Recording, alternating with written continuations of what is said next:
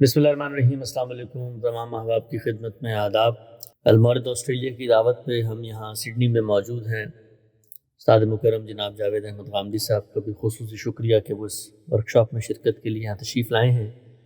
گزشتہ سال ذریت ابراہیم عہد بعہد کے عنوان سے المورد آسٹریلیا کے احباب نے مجھے مدعو کیا تھا اور 3 دن کی ایک ورکشاپ کا انعقاد ہوا تھا۔ ذریت ابراہیم کا انتخاب اور سیدنا ابراہیم سے لے کر اسات مآب صلی اللہ علیہ وسلم تک کی عہد بعہد تاریخ مجھے پیش کرنے کا موقع ملا۔ یہ ورکشاپ بھی اسی کا ایک تسلسل ہے اور اس میں یہاں کے لوگوں کی یہ خواہش ہے کہ وہ نازک اور دقیق مسائل جو اس بحث کے پس منظر میں پیدا ہوتے ہیں اس میں براہ راست جناب استاد جاوید احمد غامدی صاحب سے استفادہ کیا جائے۔ اسی سلسلے کو لے کر حاضر خدمت ہیں۔ مجھے ذمہ داری تفویض کی گئی ہے کہ میں ان پیچیدہ علمی نکات کو ہم سے آپ کی خدمت میں رکھوں۔ ہم سب آج کی نشست کا جو پہلا بنیادی سوال آپ کی خدمت میں رکھنا چاہتا ہوں وہ یہ ہے کہ اس دنیا کے اندر اللہ تعالیٰ کی جو انٹرونشن ہے، اللہ تعالیٰ کی جو مداخلت ہے براہ راست، وہ کچھ سنن اور قوانین کے تحت ہوتی ہے۔ کچھ ہم آپ کی زبانی سنتے بھی ہیں، اتمام حجت کا قانون ہے، یا قوموں کے معاملات میں عروج و زوال کا قانون ہے، یا ذریت ابراہیم کے اصطفاء کے ساتھ قوموں کے ساتھ اللہ کا ایک خاص قانون ہے۔ میں جاننا چاہتا ہوں کہ سیدنا مسیح کی شخصیت جس وقت بنی اسرائیل میں آئی تو اللہ تعالیٰ کی وہ کون سی سنتیں ہیں جن کا ظہور ہوا، کیونکہ بالعموم سیدنا مسیح کے اقدامات کو خلط ملط کر دیا جاتا ہے۔ کون سا نتیجہ جو ہے وہ قانون اتمام حجت کے تحت نکلا، کون سا ہے جو اللہ تعالیٰ کے باقی قوانین اور سنن کے تحت تھا۔ تو میں چاہتا ہوں ذرا اس موضوع پر ہم آپ سے تفصیلی استفادہ کریں کہ سیدنا مسیح کی حیثیت کیا ہے جب وہ آئے ہیں، تو پھر جو کچھ زمین پہ ہوا ہے اس میں اللہ تعالیٰ کے کون سے سنن اور کون سے قوانین کار فرماتے ہیں۔ الحمدللہ رب العالمین والصلاة والسلام علی محمد الامین۔ اعوذ باللہ من الشیطان الرجیم، بسم اللہ الرحمن الرحیم۔ مجھے یہاں تک یاد پڑتا ہے اتمام حجت پر گفتگو کرتے ہوئے ہم نے اعتراضات سیریز میں اس سوال کی بھی تنقید کی تھی، تاہم کل جو سوالات ہوئے ان کے بعد بھی اگر کوئی تشنگی باقی رہ گئی ہے تو میں اس کی مزید وضاحت کر دیتا ہوں۔ میرے علم کے حد تک اگر حافظہ غلطی نہیں کر رہا تو اس سوال کی ہر لحاظ سے تنقید ہو چکی ہے، چنانچہ اس کا خلاصہ ہی میں اس وقت پیش کروں۔ اللہ تعالیٰ کے 2 قانون بہت غیر معمولی طریقے پر اس دنیا میں کار فرما رہے ہیں۔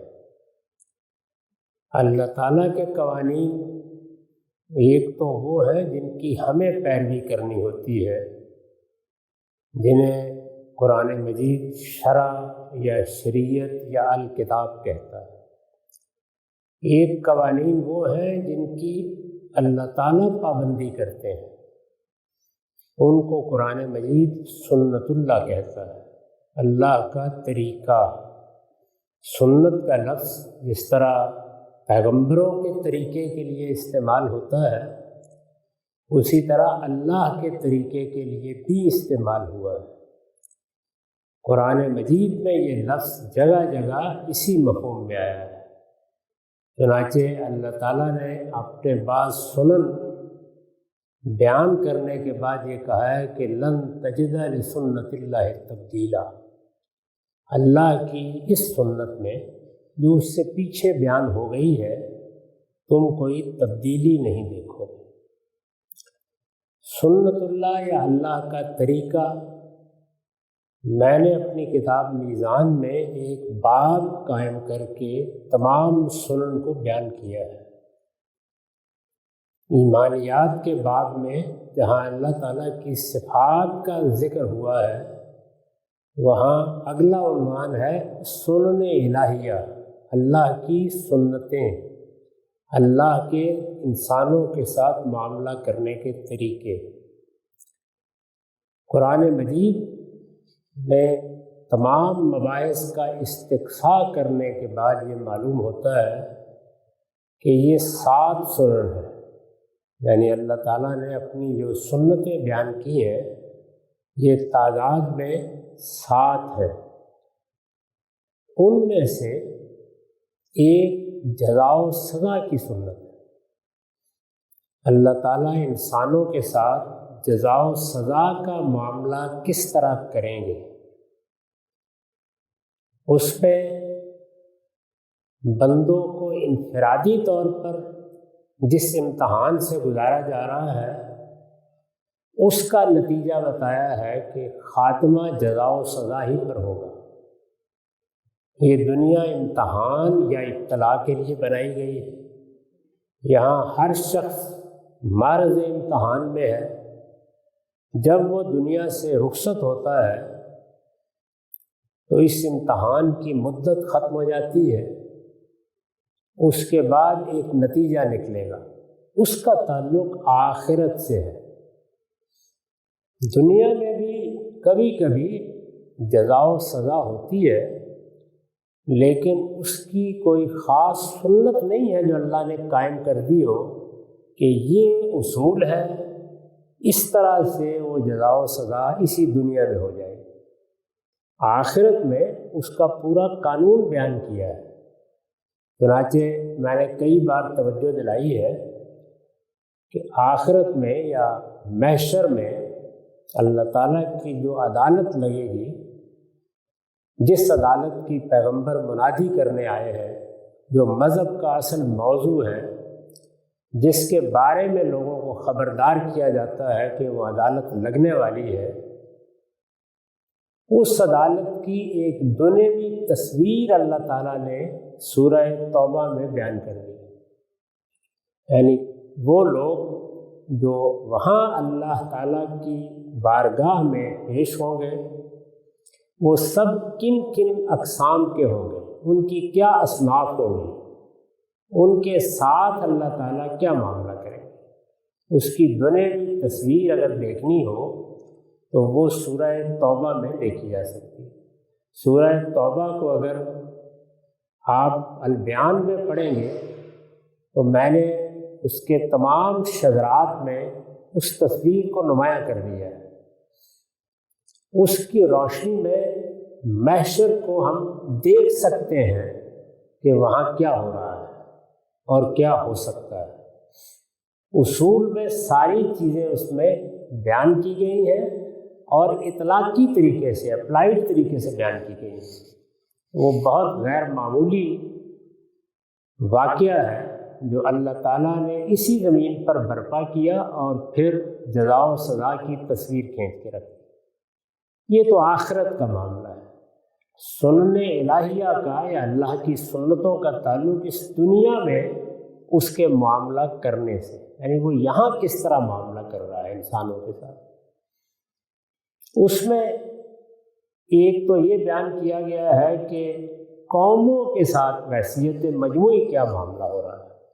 قرآن مجید نے اس سنت الہی کو بڑی وضاحت کے ساتھ خود بیان فرمایا ہے اور یہ کہہ کر بیان کیا ہے کہ اللہ تعالیٰ کی یہ سنت پہلے دن سے جاری ہے اور یہ الی یوم القیامہ جاری رہے گی۔ قوموں کے بارے میں وہ سنت یہ ہے کہ قوموں کا محشر اسی دنیا میں ہوتا ہے۔ افراد کا محشر مرنے کے بعد اور قیامت کا سور پھونکے جانے کے بعد ہوگا۔ قوموں کا محشر یہی دنیا ہے۔ اس میں یہ بتایا گیا ہے کہ ہر قوم کو ہم دنیا کے اسٹیج پر آنے کا موقع دیتے ہیں۔ اس منصہ عالم پر کبھی دور دراز گوشوں میں اور کبھی عالمی سطح پر قومیں نمودار ہو جاتی ہیں، ان کو عروج اور غلبہ حاصل ہوتا ہے، اور جب انہیں عروج اور غلبہ حاصل ہوتا ہے تو اللہ تعالیٰ ان کا قومی سطح پر امتحان کرنا شروع کر دیتے ہیں۔ اس قومی سطح پر برپا ہونے والے یا عالمی سطح پر برپا ہونے والے امتحان کا نتیجہ لازماً اسی دنیا میں نکلتا ہے۔ اس نتیجے کو اللہ تعالیٰ نے 2 لفظوں میں بیان کیا ہے۔ کہ ہر قوم کو ہم دنیا کے منصہ پر لاتے ہیں، اس کے بعد کیا ہوتا ہے؟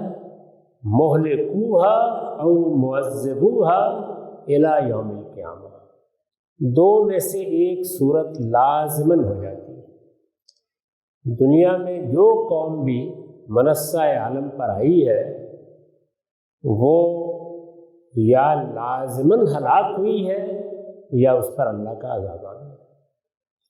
ہلاک ہوئی ہے کا مطلب یہ ہے کہ اس پر طبعی موت طاری ہو جاتی ہے۔ اللہ تعالیٰ جس طرح انسانوں کو یہاں موت کے حوالے کرتا ہے، لیکن اس کا کوئی قانون نہیں ہے۔ کسی بچے کو اٹھا لیا، کسی کو لڑکپن میں اٹھا لیا، آپ نہیں بتا سکتے کہ موت کس اصول پر آ رہی ہے۔ بیماری سے آئی، تکلیف سے آئی، اچانک آ گئی، حادثہ ہو گیا، وہ اسباب ہیں، اصول کیا ہے؟ اللہ تعالیٰ نے کوئی قاعدہ بنا رکھا ہے جس کے تحت موت آتی ہے؟ نہیں، یہ سر تسر اس کی مشیت اور اس کا فیصلہ ہوتا ہے۔ لیکن قوموں پر موت طاری ہوتی ہے قاعدے کے مطابق۔ ایک قوم کچھ قاعدوں، کچھ اصولوں کی پیروی کرتی ہے، اللہ تعالیٰ کہتے ہیں کہ میں اس کے ساتھ اپنا معاملہ اس کے رویے کی بنیاد پر تبدیل کرتا ہوں۔ بہت مشہور آیت میں اس کو بیان بھی کر دیا ہے، لوگوں نے اس کے ترجمے بھی اشعار میں کیے ہوئے ہیں کہ خدا نے آج تک اس قوم کی حالت نہیں بدلی، نہ ہو جس کو خیال آپ اپنی حالت کے بدلنے کا۔ یہ کوئی صحیح ترجمہ تو نہیں ہے، لیکن قرآن ہی کی آیت کا ترجمہ کرنے کی ہمارے شاعر نے کوشش کی۔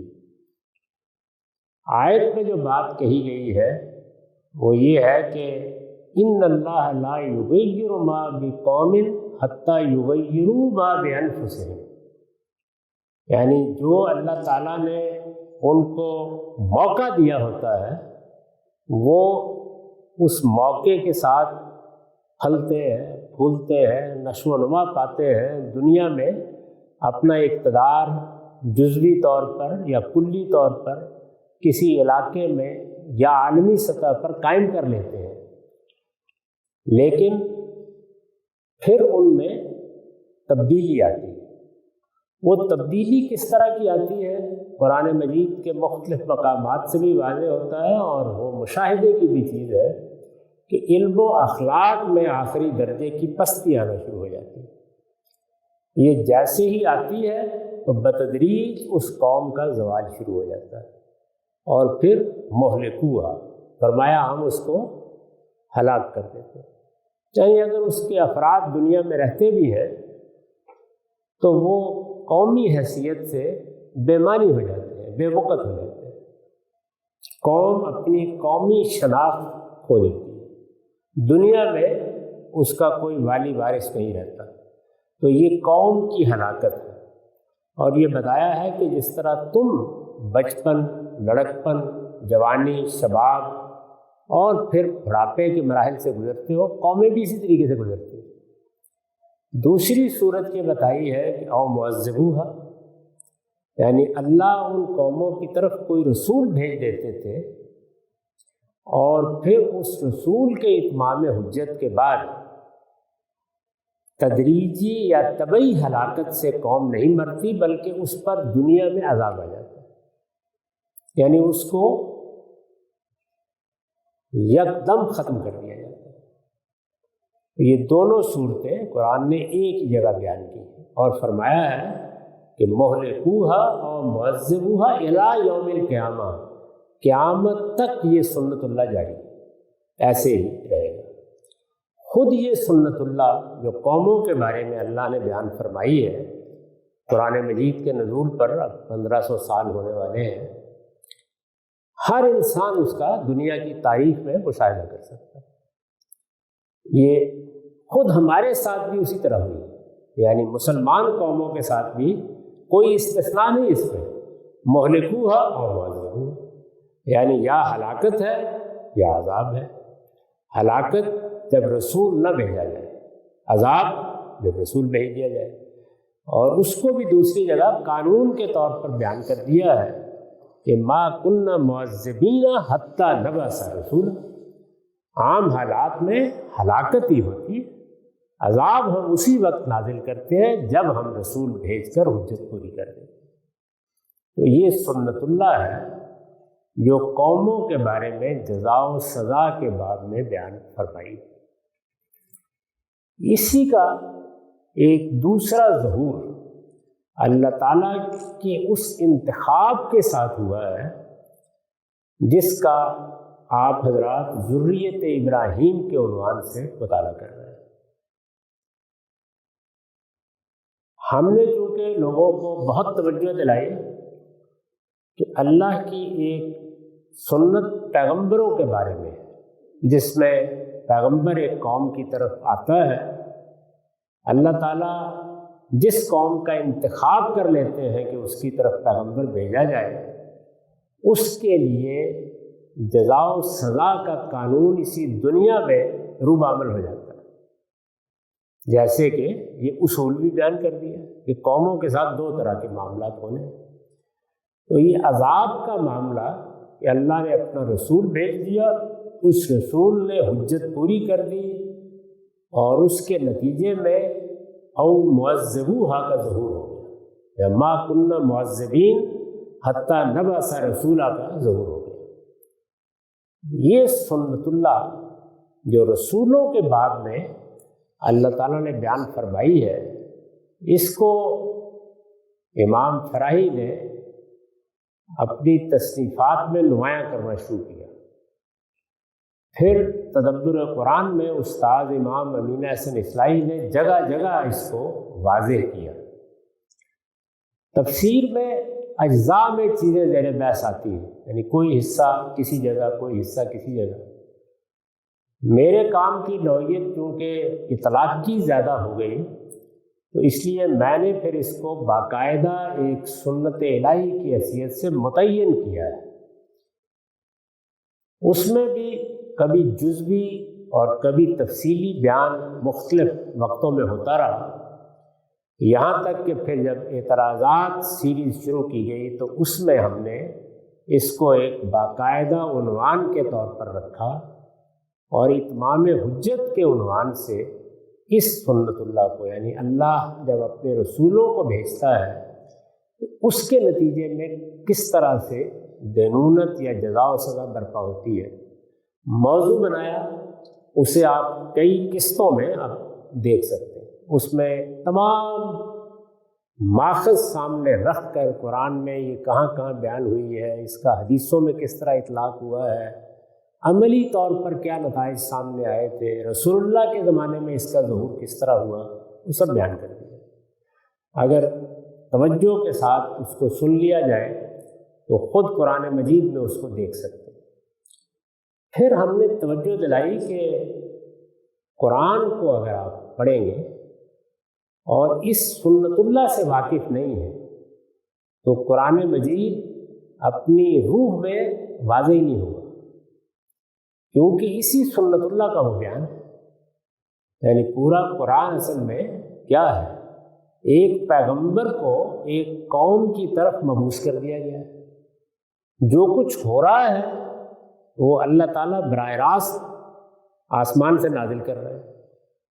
یعنی یہ کہو گے، یہ بیان کرو گے، ان کو یہ تنبیہ کرو گے، یہ ان کے اعتراض کا جواب ہے، یہ سوال ہے، اب ان کے ساتھ یہ ہونا ہے، اس سے پہلے ہم یہ کرتے رہے ہیں۔ تو پورا قرآن یہی ہے۔ اسی کو میں نے محض سمجھانے کے لیے اس طرح بیان کیا ہے کہ قرآن پیغمبر کی سرگزشت انذار ہے، یعنی ایک پیغمبر کی داستان انذار ہے، اس کے انذار کا قصہ ہے اصلاً، جو بین ہی محفوظ کر کے ہمیں دے دیا گیا ہے کہ ہم اس کو پڑھیں، اور اس کے تمام ابواب اسی طرح ترتیب بھی دیے گئے، یعنی ہر باب اسی سرگزشت سے شروع ہوتا ہے اور اسی کو کسی ایک مقام تک پہنچا دیتا ہے۔ بہت سے ابواب منفی نتیجہ نکالتے ہیں، یعنی منکرین کے ساتھ کیا ہوا، اور زیادہ تر ابواب یہ بتاتے ہیں کہ پھر ایمان والوں کو اللہ تعالیٰ نے کیا سرفرازی عطا فرمائی اور اس کے لیے ان کو کیا ہدایت کی۔ تو پورے قرآن میں جو 7 ابواب ہیں وہ اسی ترتیب سے ابتدا سے انتہا تک اپنے مضمون کو پایہ تکمیل تک پہنچاتے ہیں۔ اللہ کے پیغمبروں کے بارے میں یہ سنت الہی کہ وہ کسی قوم کی طرف اپنا رسول بھیجے اور پھر اس پر حجت تمام کرے، اسی کا ایک دوسرا رخ ہے جو میں نے عرض کیا کہ قوموں کے بارے میں اللہ تعالیٰ نے بیان فرمایا ہے۔ اسی ذیل میں خود نبوت کی اسکیم میں بھی اللہ تعالیٰ کے ہاں ایک قوم کا انتخاب ہوا، اور وہ قوم یا وہ امت ذریت ابراہیم علیہ السلام کی اولاد۔ اب یہاں رک کر یہ سمجھ لیجئے کہ ایک قوموں کا محشر کس طرح برپا ہوتا ہے، وہ سنت الہی ہے۔ ایک قوموں پر اللہ تعالیٰ حجت پوری کر کے پیغمبروں کے ذریعے سے کس طرح عذاب کا فیصلہ کرتے ہیں، وہ اس کا رخ ہے۔ اور ایک تیسرا رخ وہ ہے جس کا تعلق خاص ذریت ابراہیم سے، یعنی قانون وہی جزا و سزا کا ہے، لیکن عام قوموں کے حق میں اس کا ظہور کس طرح ہوتا ہے۔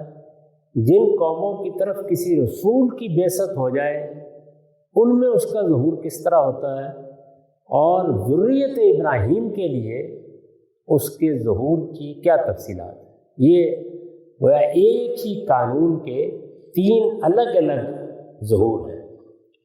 ان میں چونکہ تھوڑا تھوڑا فرق واقع ہو جاتا ہے، یعنی عام قوموں کے لیے جس طرح میں نے عرض کیا کہ اگر کوئی رسول نہیں آیا تو تدریجی ہلاکت کا قانون ہے، وہاں اچانک عذاب نہیں آئے گا، قوم تدریج کے ساتھ موت کی طرف بڑھتی چلی جائے گی۔ اسی طرح جیسے انسان شباب اور شیب کے مراحل سے گزرتا ہوا موت کی طرف بڑھ جاتا ہے، تو وہاں ہم کہتے ہیں نا اس پر طبعی موت آئی، تو طبعی موت قوموں کی واقع ہوتی ہے، اس کو بیان کیا ہے۔ وہ قومیں جن کی طرف رسولوں کی بعثت ہوئی ان کو بیان کیا ہے، اور جگہ جگہ قوم لوط، قوم صالح، قوم نوح، مختلف قومیں، قوم شعیب، ان کا ذکر آنا شروع ہو جاتا ہے کہ یہ ذریت ابراہیم بھی ظاہر ایک قوم ہے دنیا کی قوموں میں سے، لیکن یہ دنیا کی ساری قوموں میں اس لحاظ سے منفرد ہے کہ باقی قوموں کو تو اللہ تعالیٰ ان کے حالات کے لحاظ سے موقع دیتا ہے، اس کا اللہ تعالیٰ نے اس کے وجود میں آنے سے پہلے فیصلہ کر دیا کہ اس کے ساتھ کیا معاملہ ہوگا۔ چنانچہ میں نے اپنی کتاب مقامات میں ایک مضمون لکھا ہے خدا کے فیصلے، اس میں جس طرح اس فیصلے کو بیان کیا ہے جو رسولوں کی بعثت کے بعد دنیا کی کسی بھی قوم سے ہو سکتا ہے، اسی طرح ذریت ابراہیم کے بارے میں خدا کے فیصلے کو بھی الگ کر کے بتایا ہے۔ اب میں نے یہ عرض کیا نا کہ ایک ہی قانون ہے یا ایک ہی سنت ہے، جزا و سزا کی سنت۔ دنیا میں اللہ تعالیٰ کے فیصلے کے اظہار کی سنت، دنیا میں اللہ کی دینونت کی سنت، ایک ہی سنت ہے، لیکن اس کا ظہور 3 پہلوؤں سے ہوتا ہے۔ تو ہمارے ہاں بھی بہت سے اہل علم اس میں خلط مبس پیدا کر دیتے ہیں، یعنی وہ اس کو الگ الگ نہیں بعض موقعوں پر کر پاتے، جہاں الگ الگ نہیں کر پاتے اس میں سب سے بڑی مثال سیدنا مسیح کی دینونت ہے۔ وہ اللہ کے رسول ہیں، ایک قوم کی طرف آئے ہیں، جیسے کہ سیدنا لوط ایک قوم کی طرف آئے، جس طرح کہ سیدنا شعیب ایک قوم کی طرف آئے، وہ بھی ایک قوم کی طرف آئے، لیکن وہ ایک قوم نہیں ہے، وہ ذریت ابراہیم۔ تو آپ دیکھیے کہ یہاں تینوں چیزیں مل گئی ہیں، اس قانون کے تینوں پہلو جو ہمیشہ الگ الگ ہوتے تھے۔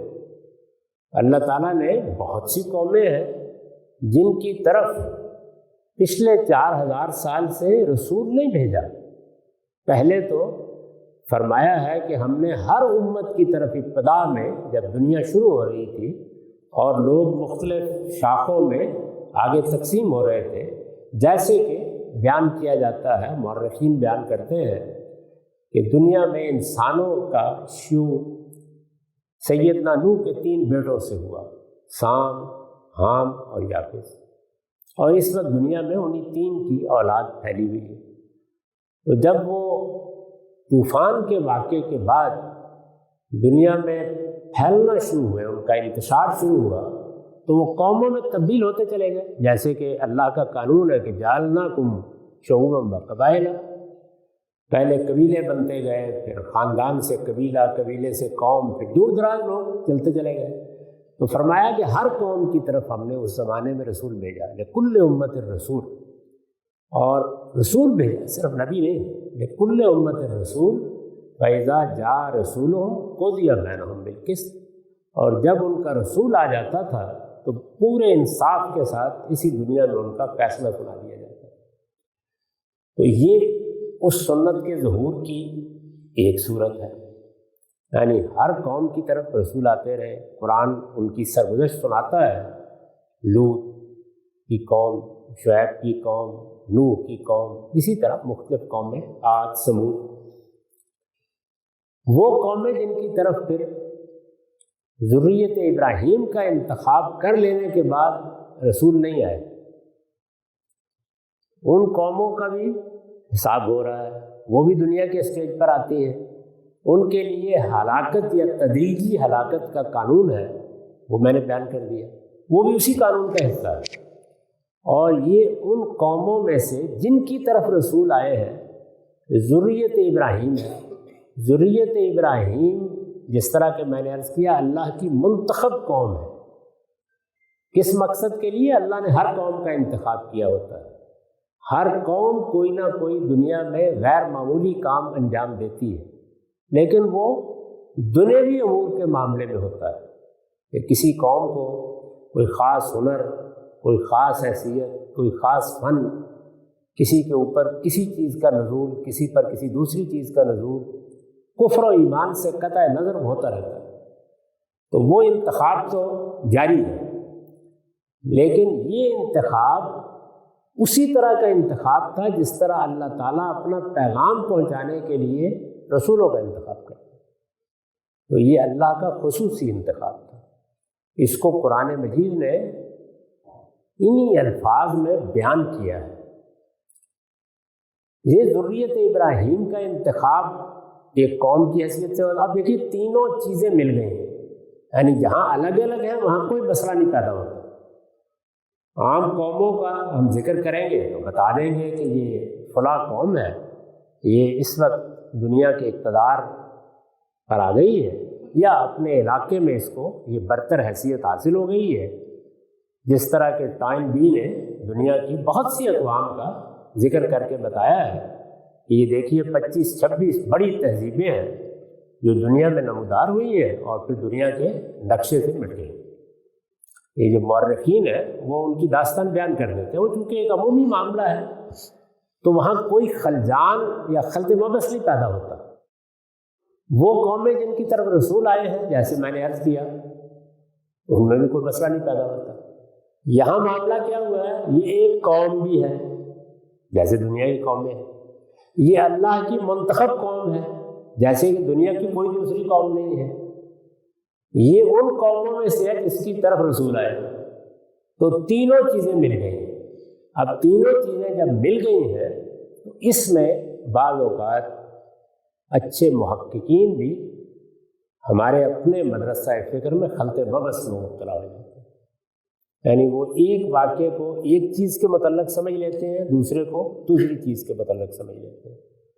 مثلا ہمارے ہاں ایک بہت اچھی کتاب لکھی گئی اور ایک بڑی فاضل شخصیت نے لکھی، اس میں یہ مسئلہ زیر بحث آیا ہے کہ سیدنا سلیمان نے اپنی سلطنت کی آخری سرحد پر، جو عرب کی سرحد تھی، ایک سلطنت کی ملکہ کو خط لکھ کے سرنڈر کرنے پر مجبور کر دیا۔ یہ کس سنت کا ذوق ہے؟ اب یہاں ایک مسئلہ پیدا ہوتا ہے، یعنی ان کی طرف کوئی رسول تو نہیں آیا، وہ خود بھی نہیں وہاں گئے، تو یہ کیا قانون تھا؟ میں نے اس کی مثال اس لیے دی کہ آپ یہ سمجھ سکیں کہ وہ کیا پرابلم پیدا ہوتا ہے۔ یعنی یہ ایک ایسی قوم ہے جس کو اللہ نے انتخاب کیا، دیکھیں کیسے انتخاب کیا۔ یعنی ابراہیم تنہا ایک شخص ہے، وہ اپنی قوم پر اتمام حجت کر کے وہاں سے اسی طرح نکلے ہیں جس طرح باقی رسول نکلتے ہیں۔ رسولوں کے نکلنے کی تصویر دیکھی ہوگی قرآن میں آپ لوگوں نے، مثلا حضرت صالح کے بارے میں یا حضرت لوط کے بارے میں قرآن کہتا ہے کہ اس وقت فیصلہ ہو گیا ہے اور زیادہ تردد کی ضرورت نہیں، الیس الصبح بقریب، یہ بس ایک رات رہ گئی ہے، وہ صبح قریب آ رہی ہے جس میں اس قوم کو ہم مٹا کے بالکل ریت کے ذروں کی طرح بکھیر دیں گے، آپ فلاں اور فلاں کو لے کے نکل جائیے۔ اور نکل جائیے میں آپ کبھی قرآن میں دیکھیے کیا کہا ہے، پیچھے مڑ کے نہیں دیکھو، وہ کچھ ہونے والا ہے جس کا تم تصور نہیں کر سکتے۔ تو وہاں قوم بھی بالکل متعین ہے، فیصلہ ہو رہا ہے اور پیغمبر نکل کے جا رہا ہے۔ وہ نکل کے گیا ہے تو بالعموم یہ ہوا کہ تھوڑی مہلت دے کر یا فوراً وفات ہو گئی، اور اس کے بارے میں بھی بتا دیا ہے کہ پھر کوئی آگے کا مسئلہ پیغمبر کے ساتھ نہیں ہوتا، بلکہ فیضا فرغت فانصب الی ربک فارغب، یعنی اب آپ جائیے اور جا کر اللہ کی عبادت کریں، اللہ کو یاد کریں، اب اللہ کا فیصلہ آ جائے، کچھ نہیں ہوتا۔ لیکن ابراہیم علیہ السلام کے ساتھ یہ نہیں ہوا۔ وہ اپنی قوم پر اتمام حجت کے بعد جب ان کی قوم پر عذاب آ گیا تو وہ نکلے وہاں سے، اور نکلے تو ان کو یہ کہا گیا کہ اب آپ اس علاقے میں آ جائیں۔ یعنی اندازہ کیجیے نا کہ عراق کا شہر ار ہے جہاں سے وہ نکلے، اسی علاقے کے متصل علاقوں میں اوپر جا کر ان سے کہا گیا کہ اب آپ اپنے ایک بیٹے کو ایک جگہ آباد کریں، اور وہ کنعان کا علاقہ ہے، اس کو متعین کیا اللہ تعالیٰ نے، اور ادھر حرم کی تعمیر نو کریں اور وہاں دوسرے بیٹے کو آباد کریں۔ دونوں بیٹے اسحاق بھی اور اسماعیل بھی پیغمبر بنا دیے گئے، کسی قوم کی طرف نہیں بھیجے گئے، ان کو پیغمبر بنا دیا گیا۔ اسحاق تو بالکل ایک بے آباد جگہ پر کنعان میں اپنی زندگی کی ابتدا کرتے ہیں، ان کی اپنی اولاد ہے، اپنے بیٹے ہیں، اور خاندان قبیلہ بننا شروع ہو جاتا ہے۔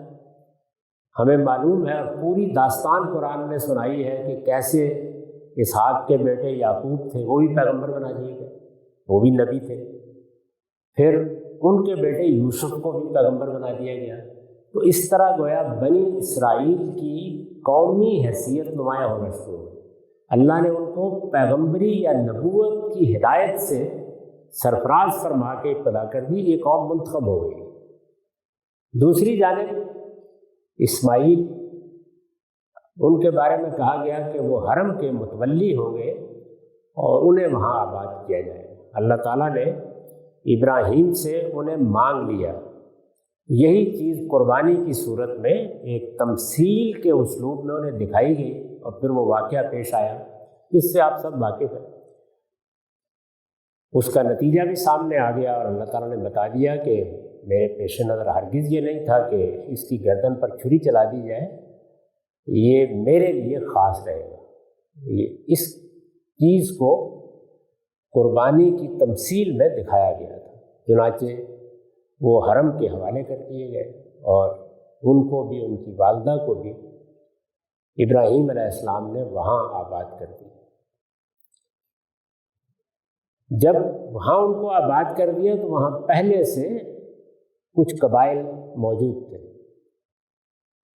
چنانچہ ان کو رسول بنا دیا گیا کہ وہ اس قوم کو دعوت دیں۔ رسول بنانے کا مطلب یہ تھا کہ وہ اس قوم کو دعوت دیں گے جو تھوڑے سے قبیلے وہاں آباد تھے۔ ان قبائل کے بارے میں مورخین نے کافی تفصیلات فراہم کر دی۔ بنی جرہم کے قبائل تھے، وہاں ان کو آباد کیا گیا تو ظاہر ہے کہ اب ایک ہی صورت پیش آ سکتی تھی، یا تو وہ جا کے دعوت دیں گے اور وہ ایمان لے آئیں، اور اگر وہ ایمان نہیں لاتے تو مٹا دیے جائیں، ان سے زمین خالی کرا لی جائے۔ یہ خالی کرانا چونکہ ضروری تھا تو اس لیے محض نبی نہیں تھے، وہ رسول بھی تھے، اور قرآن نے اس کی وضاحت کی ہے کہ اسماعیل کو ہم نے رسول بنا کے بھیج دیا۔ اللہ تعالیٰ کا بڑا کرم ہوا، اور وہ یہ کہ وہ سب کے سب ان پر ایمان لے آئے، ان کے ساتھی بن گئے۔ جس طرح وہ حرم کی ذمہ داریاں انجام دیتے تھے وہ بھی انجام دینے لگ گئے، اور گویا یہ اور وہ مل کر ایک قوم بن گئے، ایک امت بن گئے۔ وہی لوگ ہیں جن کی اولاد عرب ہے، وہی قبیلے ہیں پرانے چلے آ رہے ہیں، اور اسماعیل علیہ السلام کی اولاد بنی اسماعیل، بنی قحطان، وہی قبائل چلے آ رہے ہیں۔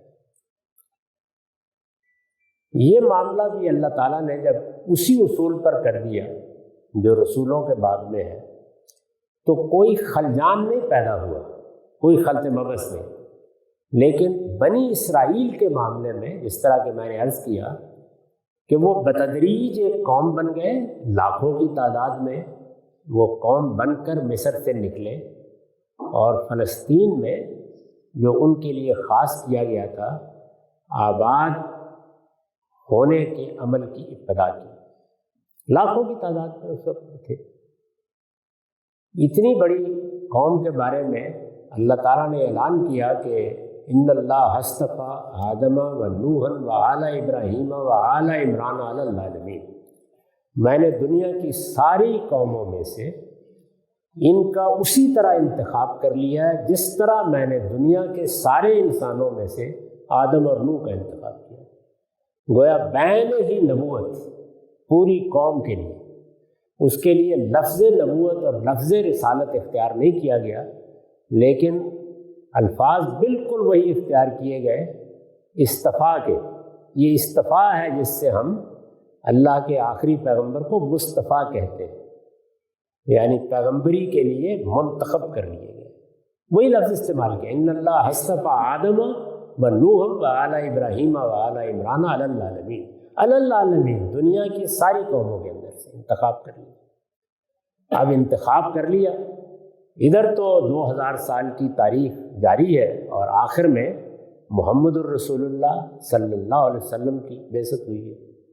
ادھر دوسری جانب سیدنا موسیٰ ان کو لے کر آ گئے، اس کی سب تاریخ آپ کو سنائی جا چکی ہے، کن مراحل سے وہ قوم گزری، اس نے یہ ذمہ داری کیسے انجام دی، اللہ نے اس کا انتخاب کیا تھا، اس کو پہلے دنیا کے اسٹیج پر قوموں کے سامنے کھڑا کیا گیا، چنانچہ ہدایت کے پہلو سے بھی پورا اہتمام کیا گیا کہ جو کچھ ہدایت دی گئی ہے اس میں ادنا درجے میں کوئی تبدیلی نہ ہو۔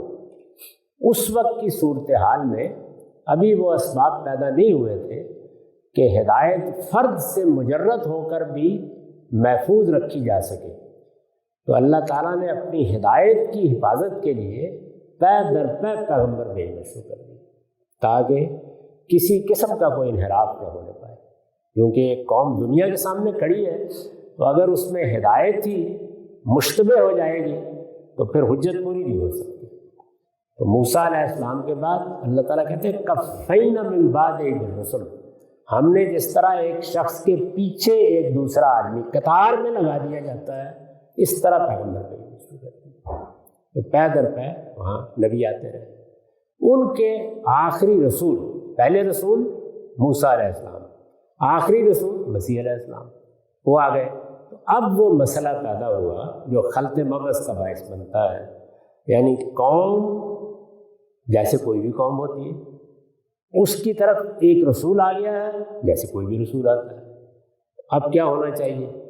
وہ قانون جس کے تحت رسول کسی قوم کی طرف آتا ہے تو وہ قوم جو اس وقت اس کی مخاطب ہوتی ہے اس پر سزا نافذ کر دی جاتی ہے اگر وہ منکر ہو جائے، وہ قانون بھی روبہ عمل ہو گیا۔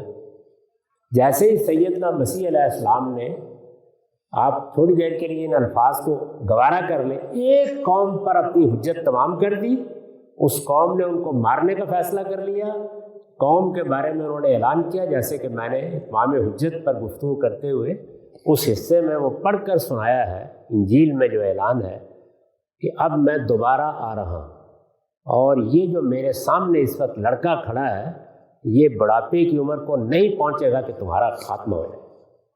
پھر وہ آ گئے، اور سن 70 میں وہ کس طرح آئے اور آ کے انہوں نے بالکل برباد کروا دیا، اس کی تصویر میں نے وہاں بیان کی ہے، کیا ہوا اس موقع کے اوپر۔ یہ اس قانون کے یعنی جزا و سزا کے ظہور کا ایک پہلو تھا۔ ایک قوم ہے، اس کی طرف رسول آیا ہے، اس نے حجت پوری کی ہے۔ وہ لوگ جن پر حجت پوری ہوئی وہ دنیا سے رخصت ہونے سے پہلے سب کے سب عذاب کی زد میں آ گئے۔ یہ بھی بتا دیا کہ وہ عذاب کس نوعیت کا تھا، اس کی تفصیلات میں نے وہاں مورخین کے بیان کے مطابق پڑھ کے سنا دی۔ ہزاروں کے ساتھ کیا ہوا، عورتوں کے ساتھ کیا ہوا، مردوں کے ساتھ کیا ہوا، وہ ایک دردناک داستان۔ اس کو قرآن مجید میں پھر سورہ بنی اسرائیل میں اجمال کے ساتھ دہرایا، بتایا ہے کہ سورہ بنی اسرائیل کی ابتدا میں یہ کہا ہے کہ تمہارے اوپر یہ عذاب کا تازیانہ کیسے بڑھے، بیان کیا۔ تو یہاں کیا ہوا، ایک قوم جیسے کہ دنیا کی قومیں ہیں، اس کی طرف ایک رسول کی بعثت جیسے کہ رسول آتے ہیں، اس قانون کے مطابق کیا ہونا چاہیے، یعنی وہی جو اللہ نے جگہ جگہ بیان کیا ہے کہ ایمان والوں کو نجات ملنی چاہیے، خواہ وہ 2 ہیں 4 ہیں، اور باقی منکرین پر اللہ کا عذاب آ جانا چاہیے، وہ سب ہو گیا۔ یہ ایک معاملہ ہے، اس کو قرآن نے بالکل الگ بیان کیا، لیکن اسی قوم کا ایک دوسرا پہلو ہے، یعنی وہ دنیا کی قوموں میں سے ایک قوم ہے، لیکن وہ اللہ کی منتخب قوم ہے۔ تو منتخب قوم ہونے کی حیثیت سے یا ذریت ابراہیم کی حیثیت سے اس کا ایک الگ قانون بیان ہوا ہے۔ وہ قانون زیادہ تفصیل کے ساتھ تو تورات میں بیان ہوا ہے۔ تورات کا بھی وہ حصہ میں نے پورا پڑھ کے وہاں سنایا ہے، آپ اسے سن سکتے ہیں، اور بتایا ہے کہ اس میں کس طرح اللہ تعالیٰ نے یہ واضح کر دیا ہے کہ تمہیں میں نے اس منصب پر فائز کیا، اب تمہارے ساتھ میں قیامت تک ایک معاملہ کرنے والا ہوں، اور وہ معاملہ یہ ہوگا۔ اس کا خلاصہ یہاں سب بیان ہو چکا ہے، آپ جانتے ہیں کیا ہے۔ جس وقت سیدنا مسیح آئے تو ان کا ایک اتمام حجت تو یہ تھا کہ ایک قوم ہے، اس کی طرف رسول آیا ہے۔ ایک دوسرا پہلو یہ تھا کہ وہ قوم جو خدا نے منتخب کی ہے اس کا بھی اب اللہ آخری فیصلہ سنانے والے ہیں، وہ بھی انہی کے ذریعے سنایا گیا۔ تو قوم بھی وہی اور رسول بھی وہی۔ جب وہ دوسرا فیصلہ بھی سنا دیا گیا اس قوم کے لیے، اس کو اصل میں سورہ آل عمران میں بیان کیا ہے۔ یہ جو آیت زیر بحث ہے کہ یہ بیان کر دیا گیا کہ تم چونکہ میری منتخب قوم ہو اور تم نے میرے پیغمبر اور آخری پیغمبر، ان کے لیے وہ آخری پیغمبر، میرے پیغمبر کو صلیب دینے کا ارادہ کیا اور تمہارے علماء نے یہ فیصلہ کیا ہے، تو اچھی بات ہے۔ اب میری دینونت اور جزا و سزا تمہارے لیے ظاہر ہو رہی ہے، اور وہ کس طرح سے ظاہر ہوئی، اس کا ایک پہلو وہ ہے جس کو سورہ اعراف میں بیان کیا ہے کہ اب میں قیامت تک، وہاں بھی یہی الفاظ ہے، الی یوم القیامہ، قیامت تک وقتاً فوقتاً ایسی قوموں کو اٹھاتا رہوں گا جو تمہیں بدترین عذاب دیں گے، پھر مہلت ملے گی، پھر دوسری قوم کو عذاب دینا شروع کر دے گی۔ یہ ہوتا رہے گا قیامت تک، اور دنیا اس کو اب دیکھے گی۔ تم میری قیامت اور جزا و سزا کی قیامت تک نشانی بن کر رہو گے، یہ بات بیان کریں گے۔ اور دوسرا یہ بیان کیا گیا کہ چونکہ مسیح علیہ السلام کو تم نے صلیب دینے کی کوشش کی ہے، تو پہلے قانون کے مطابق تو کسی قوم کی طرف اگر رسول آئے تو اس کے جو اس وقت ساتھی ہیں ان کو اللہ تعالیٰ نجات دے دیتے ہیں، ان کو اگر وہ اس پوزیشن میں ہو تو غلبہ بھی عطا فرماتے ہیں، لیکن نجات دے دیتے ہیں۔ وہ ہو گئی، وہ تو ان 10-12 لوگوں کے ساتھ ہوا جو اس وقت کوہ زیتون پر ان کے ساتھ موجود تھے، لیکن پوری کی پوری قوم اور پھر سیدنا مسیح کی دعوت بھی پھیلنی ہے، تو فرمایا وہ پہلے قانون کا اطلاق ہو گیا، اس دوسرے کا اطلاق اس طرح سے ہوگا۔ اسی آیت میں یہ کہا کہ وَجَاعِلُ الَّذِينَ اتَّبَعُوكَ فَوْقَ الَّذِينَ كَفَرُوا إِلَىٰ يَوْمِ الْقِيَامَةِ، تم نے بھی قیامت تک جینا ہے، اور مسیح کے ماننے والے بھی دنیا میں اب ہزاروں پیدا ہوں گے۔ یہ میں نے فیصلہ کر دیا ہے، اور قیامت تک تم مغلوب رہو گے، محکوم رہو گے، ان کے تحت رہو گے، اور ان کو تم پر برتری حاصل ہے۔ تو اس طریقے سے گویا اسی جزا و سزا اور دینونت کے قانون کا یہ ایک تیسرا ظہور ہو گیا۔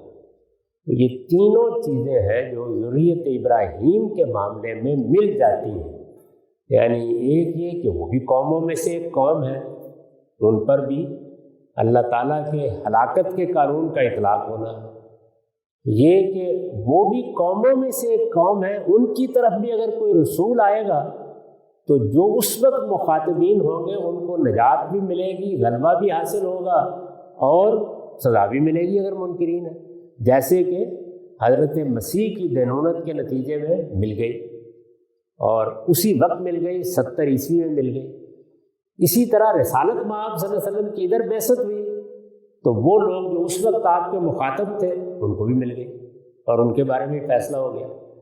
تو یہ اس کا دوسرا پہلو ہے۔ اور تیسرا یہ کہ چونکہ وہ ذریت ابراہیم ہے اور چونکہ ان کے لیے خصوصی قانون ہے، تو ان کی وہ شاخ جو بنی اسرائیل کی شاخ ہے، ان کے لیے سیدنا مسیح کی بعثت کے بعد یہ قیامت تک کا فیصلہ ہو گیا۔